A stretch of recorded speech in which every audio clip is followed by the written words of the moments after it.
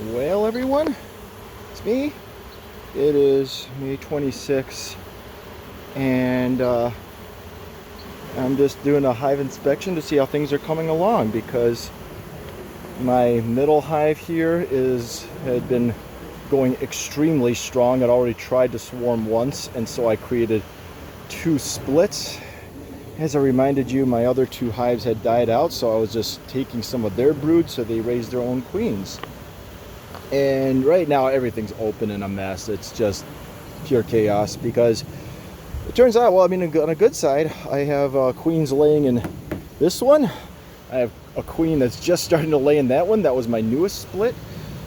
I'm actually going to be getting two new queen bees in the beginning of June that are supposed to be better at fighting off mites. So unfortunately, these queens will have a short-lived experience before I replace them, but I'm doing it for the better of mite management. But the good problem that I have here is that the middle hive here, Ocean View, was ready to swarm again. There were 3 deep boxes full of brood, swarm cells, honey being made. They're starting to build up on the honey super as well.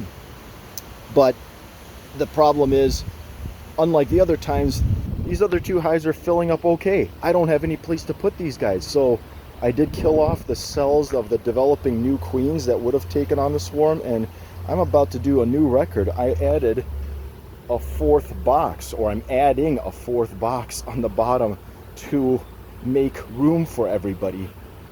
This is crazy. Next month is supposed to be the peak of it, and I'm already at levels of bees I've never had in my life. So I'm going to do is essentially also checkerboard.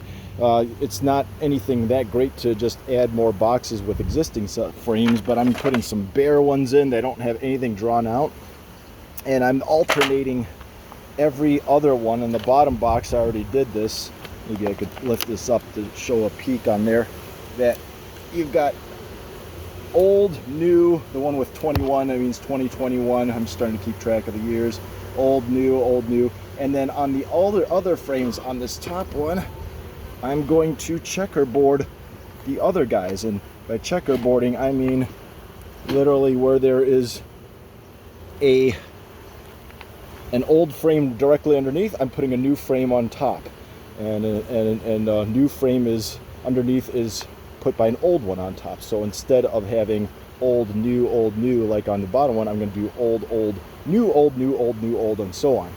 The bees don't like that. They like to work straight verticals, so they don't like to have spaces where there's no action. They think of their circle almost as their hive as an up and down experience, not necessarily a side to side. So I'm hoping that will set them. I hope I got all the swarm cells, and I hope that'll get them in a place where they have some room to build up again. But this is just a crazy problem, good problem to have. So I am going to be working on getting these honey supers isolated. I have a couple eggs laid in that one, which is a good thing, because what I'm going to do is I'm going to put a queen excluder frame, that metal thing down there. I'm going to shake off actually I don't have to shake off all the bees. I saw the queen is in this box, but I'm going to put a queen excluder on there, which basically will keep the queen from going up into that box to lay more eggs.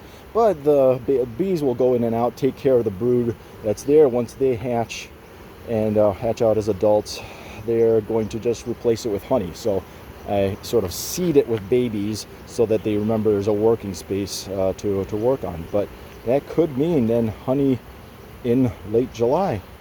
So that's the update for the week. But man, I've got a lot of critters around here.